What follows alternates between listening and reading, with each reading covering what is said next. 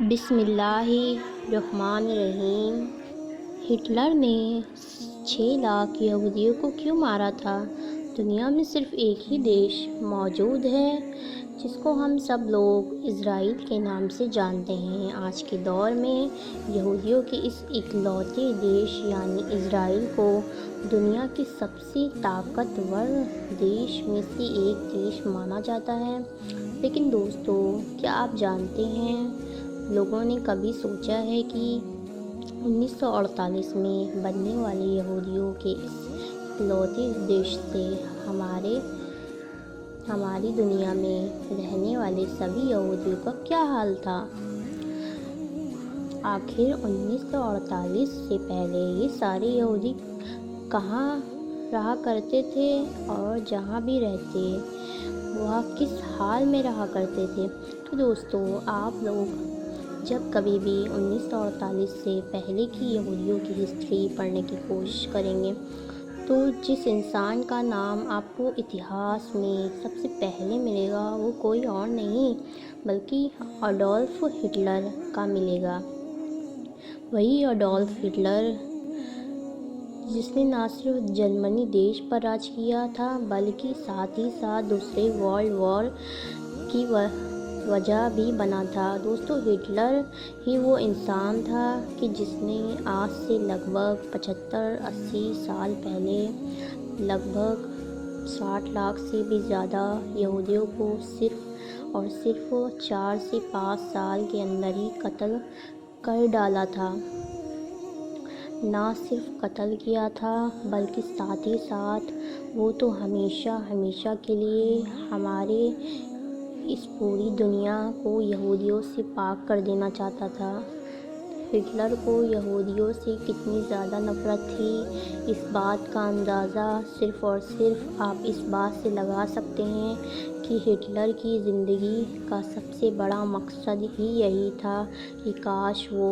کسی دن پوری دنیا سے یہودیوں کو ختم کر سکے۔ اور اپنے اس مقصد کو پورا کرنے کے لیے ہٹلر نے اپنے دور میں ایسے قدم اٹھائے تھے کہ جس سے نہ صرف جرمنی بالکل پوری دنیا ہی ہل گئی تھی۔ لیکن دوستو، اب سوال یہ بھی ہے کہ آخر ہٹلر یہودیوں سے اتنی زیادہ نفرت کیوں کیا کرتا تھا؟ اور آخر ایسا کیا ہو گیا تھا کہ جس کی وجہ سے ہٹلر یہودیوں کو ہمیشہ کے لیے اس دنیا سے ختم کر دینا چاہتا تھا؟ تو دوستو، آپ کو بتاتے چلے کہ ہٹلر کا یہ ماننا تھا کہ یہودی ایک غدار قوم ہے اور پہلے وشو یدھ میں یعنی فرسٹ ورلڈ وار میں جرمنی کی ہار کا اگر کوئی ذمہ دار ہے تو وہ صرف اور صرف یہودی قوم ہے، کیونکہ یہودی جو خود بھی جرمنی میں رہا کرتے تھے انہوں نے اپنے دیش جرمنی کا ساتھ دینے کی بجائے اندرونی طور پر فرسٹ ورلڈ وار میں ہمارے دشمنوں کا ہی ساتھ دیا تھا اور ہمارے ساتھ غداری کی تھی۔ اس کے علاوہ ہٹلر کا یہ بھی ماننا تھا کہ پوری دنیا میں جرمنی ہی وہ اکلوتی قوم ہے جو پوری دنیا پر حکومت کرنے کی اصلی حقدار ہے اور ماحول کو صحیح رکھنے کے لیے ضروری ہے کہ ہم غلام اور نچلی قوموں کو ختم کر دیں، کیونکہ یہ انسان کی ترقی میں رکاوٹ بنتی ہے۔ کیونکہ دوستو، اس دور میں یہودی بھی بہت زیادہ غریب ہوا کرتے تھے جس کی وجہ سے ہٹلر اس پوری قوم کو بھی گھٹیا اور غلام قوم سمجھتا تھا۔ ان تمام چیزوں کے ساتھ ساتھ نفرت کی ایک وجہ یہ بھی تھی کہ کیونکہ ہٹلر دھرم سے عیسائی تھا اور ایک عیسائی ہونے کے ناطے وہ یہودیوں سے نفرت کیا کرتا تھا۔ کیونکہ دوستو، آپ لوگوں کو بتاتے چلے کہ عیسائی دھرم میں ایک لمبا وقت تک یہ بات بھی مشہور رہی تھی کہ حضرت عیسیٰ علیہ السلام یعنی جن کو عیسائیوں کے مطابق صلیب پر چڑھا دیا گیا تھا، ان کو سولی پر چڑھائے جانے کے پیچھے بھی یہودیوں علماؤں کا ہی ہاتھ تھا، یعنی یہودی دھرم گروؤں نے ہی حضرت عیسیٰ علیہ السلام کو پھانسی پر چڑھایا تھا۔ یہی وجہ ہے کہ دوستو کہ آج کے دور میں بھلے ہی یہودی اور عیسائی دھرم کے لوگ کے بیچ میں کچھ نارمل ہو چکا ہے، لیکن کسی دور میں یہ دونوں آپس میں سب سے بڑے دشمن ہوا کرتے تھے، اور انہی تمام باتوں کی وجہ سے ہٹلر یہودیوں سے حد سے زیادہ نفرت کیا کرتا تھا، اور اسی نفرت کی وجہ ہی تھی کہ جیسے ہی ہٹلر نے جرمنی کی حکومت کو سنبھالا تھا تو فوراً جرمنی میں رہنے والے یہودیوں پر طرح طرح کی پابندی لگانا شروع کر دی تھی، جن پابندیوں سے پریشان ہو کر ہزاروں یہودیوں نے جرمنی کو چھوڑ کر بھاگنا شروع کر دیا تھا۔ سب سے پہلے ہٹلر نے جرمنی میں ایک ایسا قانون بنایا تھا کہ جس کی وجہ سے اب جرمنی میں رہنے والے سارے یہودیوں کے لیے ضروری تھا کہ وہ اپنے نام کے آگے ایک ایسا وال لگائیں کہ جس کی وجہ سے نام سے ہی اس بات کی پہچان ہو سکے کہ یہ انسان یہودی ہے۔ جہاں ایک طرف یہودی مردوں کو اپنے نام کے آگے اسرائیل لگانا ضروری تھا، اور یہی وہ دو نام تھے کہ جن کی وجہ سے پوری جرمنی میں یہودیوں کو الگ سے بھی پہچان لیا جاتا تھا۔ اس کے کچھ وقت کے بعد ہی جرمنی گورنمنٹ نے سارے یہودیوں کے پاسپورٹ بھی ضبط کر لیے تھے، اور اس کے بعد یہودیوں ایسے نئے پاسپورٹ دیے گئے کہ جس میں ایک ایسی مہر لگایا گیا تھا کہ جس کے ذریعے سے یہ پہچان کی جا سکے کہ یہ پاسپورٹ کسی عام جرمن کا نہیں، بالکل یہودیوں کا ہے۔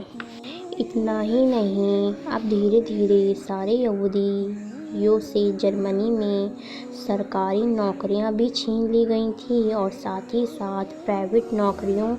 میں بھی ان کو کسی بھی اونچے پد پر نہیں بیٹھنے دیا جا رہا تھا۔ اور پھر کچھ وقت کے بعد ہٹلر کی گورنمنٹ نے ایک نیا قانون بھی بنا دیا تھا کہ جس قانون کے تحت اب جرمنی میں رہنے والے ہر یہودی کے لیے ضروری تھا کہ وہ اپنے کپڑوں پر ایک ایسا بیج لگائے کہ جس کی وجہ سے یہ پہچان ہو سکے کہ یہ انسان یہودی ہے۔ دوستو صرف کپڑوں پر ہی نہیں بلکہ اب یہودیوں کے لیے ان کے گھر پر بھی یہ بیج لگانا ضروری کر دیا گیا تھا، یعنی گھر کو بھی باہر سے ہی پہچان لیا جاتا تھا،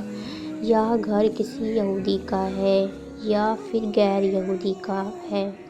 ان تمام چیزوں کی وجہ سے دھیرے دھیرے یہودیوں کا جرمنی میں رہنا بہت زیادہ مشکل ہو چکا تھا۔ آئے دن ان لوگوں کے اوپر حملے ہونا بھی تیز ہو گئے تھے۔ اب کبھی ان لوگوں کے گھروں کو جلا دیا جاتا تھا تو کبھی ان کی دکانوں کو جلا دیا جاتا تھا، جس کی وجہ سے کبھی کبھی بہت سارے یہودیوں کو اپنی جان بھی گنوانی پڑتی تھی۔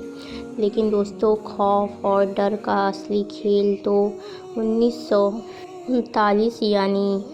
39 سے شروع ہوا تھا، جب ہٹلر کی فوج نے سارے یہودیوں کو چن چن کر کیمپوں میں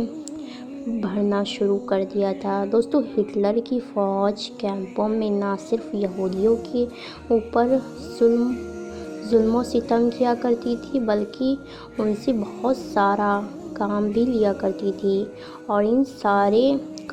کیمپوں میں سب سے بڑا اور مشہور کیمپ وہ تھا کہ جو پولینڈ دیش میں موجود تھا۔ یہی وہ کیمپ تھا کہ جس میں لاکھوں یہودیوں کو قتل کر دیا گیا تھا۔ دوستو ہٹلر کی خفیہ ایجنسی کی یہ ذمہ داری تھی کہ وہ پورے یورپ سے یہودیوں کو ڈھونڈ ڈھونڈ کر لایا کرتی تھی، جن کو اسی کیمپ میں ڈال دیا جاتا تھا۔ ہٹلر نے اپنے کیمپ میں بڑے بڑے ہال بھی بنوا رکھے تھے جن کو گیس چیمبر کے نام سے جانا جاتا تھا، یعنی ایسا ہال جو ہر طرف سے بند ہوا کرتا تھا۔ بہت سارے یہودیوں کو ایک بار میں اس ہال کے اندر بند کر دیا جاتا تھا اور پھر اس کے بعد اس بند ہال میں یعنی گیس چیمبر میں زہریلی گیس کو چھوڑ دیا جاتا تھا، جس کی وجہ سے دربند انسانوں کا دم گھٹ جایا کرتا تھا اور ایک ہی بار میں ہزاروں یہودیوں کی موت ہو جایا کرتی تھی۔ اس طرح سے ہٹلر نے صرف 4 سے 5 سال کے اندر ہی لگ بھگ 60 لاکھ سے بھی زیادہ یہودیوں کو قتل کر دیا تھا، اور اس میں سے بہت سارے یہودی کیمپ کے اندر بھوک اور ٹھنڈ کی وجہ سے بھی مارے گئے تھے۔ حالانکہ دوستو، سیکنڈ ورلڈ وار یعنی دوسرے وشو یدھ میں ہٹلر کو ہار کا سامنا کرنا پڑا تھا، جس کی وجہ سے ہٹلر نے خودکشی کر لی تھی، اور پھر ہٹلر کی موت کے بعد پوری دنیا کے یہودیوں کی جان میں جان آ گئی تھی۔ اسی سارے ظلم و ستم کے بدلے میں ملی ہوئی ہمدردی کا ہی نتیجہ تھا کہ 1948 میں دنیا کے بہت سارے دیشوں نے پوری دنیا کے یہودیوں کو سپورٹ کرتے ہوئے انہیں اسرائیل نام کا ایک نیا دیش سونپ دیا تھا، جسے آج بھی ہم لوگ بخوبی دیکھ سکتے ہیں۔ اور جو ہٹلر نے یہودیوں کے ساتھ کیا تھا، آج یہودی فلسطین لوگوں کے ساتھ وہی کر رہے ہیں۔ اللہ تعالیٰ فلسطین کے لوگوں کی حفاظت کرے، آمین یا رب العالمین۔ ویڈیو پسند آئے تو ویڈیو کو لائک کر کے چینل کو سبسکرائب ضرور کریے گا۔